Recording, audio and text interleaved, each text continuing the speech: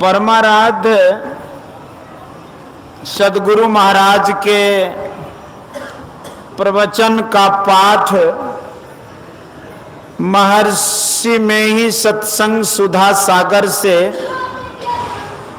प्रवचन संख्या 239 शरीर रूपी खेत में सत्संग रूपी फसल लगाते रहें। प्यारे लोगों, यद्यपि लोग प्रत्यक्ष रूप में ईश्वर को नहीं देखते हैं, परंतु विश्वास रखते हैं कि ईश्वर है। यह अंधी श्रद्धा मात्र नहीं है, विचार संग देता है जो अंधी श्रद्धा नहीं रहने देता। विचार भी एक प्रकार का देखना है। इस संसार का आधार भी कुछ होना चाहिए। हम देखते हैं कि पृथ्वी पर जो कुछ है सबका आधार है। बिना पृथ्वी के गाछ, जंगल, पहाड़ कुछ नहीं रह सकता। पृथ्वी के बिना उसका आधार कुछ रह नहीं सकता। पृथ्वी का भी आधार है। जैसे आप बहुत से तारों को निराधार देखते हैं, सभी तारे निराधार नहीं हैं। यह पृथ्वी भी एक तारा है, यह शून्य में है। पृथ्वी, चंद्र, तारे का आधार सूर्य है। बिना सूर्य के ये नहीं रह सकते। सूर्य का भी आधार है। जो सबका आधार है वह परमात्मा है। सबका आधार कुछ नहीं है, यह मानने योग्य नहीं है। ज्ञानियों ने कहा है कि ईश्वर को तुम अपने से पाओगे। जैसे हमारी आंख खराब हो जाए तो हम संसार की किसी चीज को नहीं देख सकते हैं। कोई चीज नहीं देखने का कारण संसार में कोई चीज नहीं है, यह बात नहीं। जिनको आंख है वे देखते हैं। जिसके द्वारा हम ईश्वर को पाएंगे वह है चेतन आत्मा। परमात्मा को हाथ से कोई पकड़ नहीं सकता। भीतर में मन बुद्धि है, ये भी बाहर के पदार्थ पर आश्रित हैं।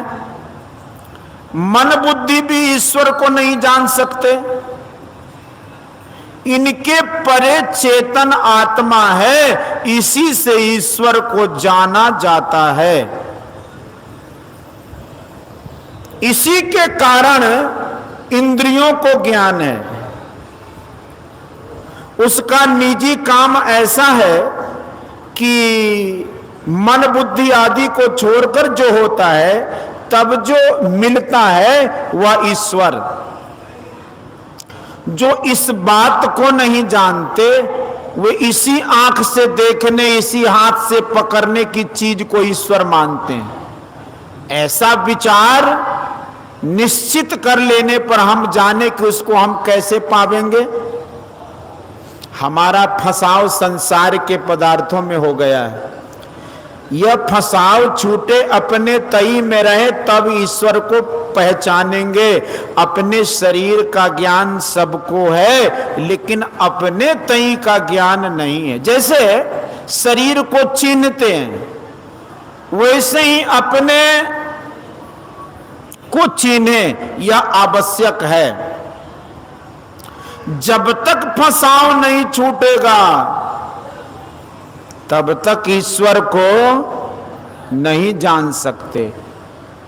जानना दो प्रकार का है, एक है परोक्ष और दूसरा है अपरोक्ष। श्रवण ज्ञान और मनन ज्ञान, यह प्रत्यक्ष ज्ञान है। इसी को शास्त्रीय भाषा में परोक्ष ज्ञान कहते हैं।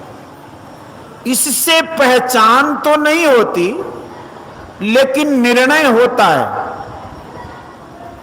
प्रत्यक्ष ज्ञान के लिए क्या करो? इसी के लिए साधु संत महात्मा कहते हैं कि भक्ति का अवलंब करो। दूसरे कहते हैं कि योग का अवलंब करो। जहां योग है वहां भक्ति है, जहां भक्ति है वहां योग है। योग कहते हैं मिलाप को, भक्ति कहते हैं सेवा को। बिना सेवा के मिलाप नहीं। किसी की आवश्यकता पूरी करो, यह उसकी सेवा है। किसी को धन की आवश्यकता, उसको धन दे दो, उसकी सेवा होगी। किसी का शरीर रुग्ण हो गया है, बीमार हो गया है, तो उसकी दवा दारू करते हो, वह उसकी सेवा है। ईश्वर को कोई आवश्यकता नहीं, ईश्वर को कोई आवश्यकता नहीं, उसकी क्या सेवा करोगे? लोग गंगा सेवन करने जाते हैं, आते हैं, गंगा को फूल चढ़ाते हैं, या गंगा की सेवा है। पानी पीते हैं, टहलते हैं, अपने घर से गंगा तक आते हैं, यह गंगा की सेवा है। इसी तरह जिधर चलकर ईश्वर मिलेंगे उधर चलना ईश्वर की भक्ति है। गंगा जी का जल पाते हैं, वायु पाते हैं, इससे प्रत्यक्ष लाभ होता है। इसी तरह जो ईश्वर की ओर चलते हैं वे प्रत्यक्ष लाभ पाते हैं। औषधि खाते हैं तो औषधि सेवन है। ईश्वर संबंधी जो अनुभूति होती है यह ईश्वर भक्ति की सूक्ष्म बात है। जिधर वे मिले उधर चलो। बाहर में इंद्रियों के साथ रहेंगे, ईश्वर का ज्ञान इंद्रियों के ज्ञान में रहने से नहीं होता। अंदर चलिए, इंद्रियों से छूटना होगा। आप अंदर में चलकर मन बुद्धि से बढ़कर अपने ज्ञान में आ जाएंगे, तब ईश्वर का ज्ञान होगा। जैसे जैसे अंदर में बढ़ेंगे वैसे वैसे अनुभूति होती जाएगी और आपको शांति मिलती जाएगी। इसी को ब्रह्म पीयूष कहते हैं। इसी को ब्रह्म पीयूष कहते हैं। ब्रह्म पीयूष मधुर शीतल जो पे मन सो रस पावे, तो कत मृग जल रूप विषय कारण निशिबासर धावे।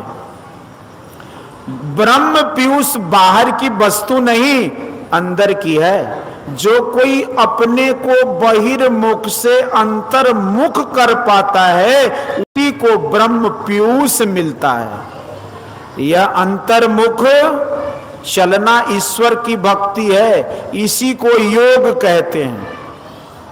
इस योग में बताया गया है कि बाईं और दाईं धार यानी ईड़ा पिंगला इन दोनों के बीच में रहो तो चलते चलते चले जाओगे। यह शरीर खाने और मलमूत्र त्याग तथा भोग विलास के लिए नहीं है। इस शरीर को तुम ठाकुर बाड़ी और शिवालय बना सकते हो, और विलासमय भी। विलासी जीवन बंधन का जीवन होगा, और शिवालय तथा ठाकुर बाड़ी बनाने से ईश्वर की ओर जाओगे। इसका यत्न गुरु से जानो। घर गृहस्थी में रहकर भी कर सकते हो और घर गृहस्थी छोड़कर भी। घर गृहस्थी छोड़कर रहने की अपेक्षा घर गृहस्थी में रहकर भजन करना अच्छा है। घर द्वार छोड़ने से खाने की चिंता होगी, कहां जाओगे? घर घर घूमोगे, खाने के लिए कष्ट होगा। सन्यास में भी और गृहस्थी में भी दोनों तरहों से भजन करो। भजन तुरंत ही समाप्त नहीं हो जाता। विद्या थोड़ा थोड़ा पढ़ते पढ़ते विद्वान होते हैं। विद्या का आरंभ करो और उसको छोड़ दो, तो भूल जाओगे, गोया नष्ट हो जाएगी। लेकिन योग के बीज का नाश नहीं होगा। थोड़ा भी करोगे, भूल जाओगे, तब भी वह नष्ट नहीं होगा। योग कोई भयावह चीज नहीं है। योग कोई भयावह चीज नहीं है। लोग कहते हैं कि राम राम कहो, राम राम भजो, हो गया। यह जप योग है, यह भी ठीक है, यह आरंभ की बात है। यह करने की मनाही कोई नहीं करता। इससे आगे भी जानिए और कीजिए। ईश्वर का ज्ञान इंद्रियों में रखना भ्रम है। ईश्वर का ज्ञान इंद्रियों से परे है। ईश्वर स्वरूप का निर्णय होने पर ही ईश्वर के परोक्ष ज्ञान का आरंभ हो जाता है। लोग मोटी मोटी बातों में उलझे हुए हैं। जहां मोटी मोटी बात से काम चलता है चलाओ, लेकिन ईश्वर को पाने के लिए मोटी मोटी बात से काम नहीं चल सकता। इसके लिए मन का संकल्प विकल्प छुटाना होगा। संकल्प विकल्प छूटा हुआ मन पवित्र होता है। संकल्प विकल्प छूटे हुए मन में राग द्वेष नहीं होता। संकल्प विकल्प वाला मन राग द्वेष उत्पन्न करता है। लोग ईश्वर स्वरूप को जाने, मार्ग को जाने, अवलंब को जाने और साधना करके दर्शन करे। इससे अंत साधना में प्रेरणा मिलेगा। जैसे खेत को जोत कर फसल बोते हैं और जब तक फसल न कटे देख रेख करते रहते हैं, उसी तरह शरीर रूपी खेत में सत्संग रूपी फसल लगाते रहें। ऐसा करना चाहिए। सत्संग नहीं छोड़ना चाहिए। सत्संग और ध्यान करते रहो, कभी न कभी अपरोक्ष ज्ञान भी होगा और कल्याण होगा। बोलिए श्री सद्गुरु महाराज की जय। यह प्रवचन कटिहार जिला अंतर्गत संत सत्संग मंदिर मनिहारी में दिनांक 24/6/1966 ईस्वी के अपराह्न कालीन सत्संग में हुआ था।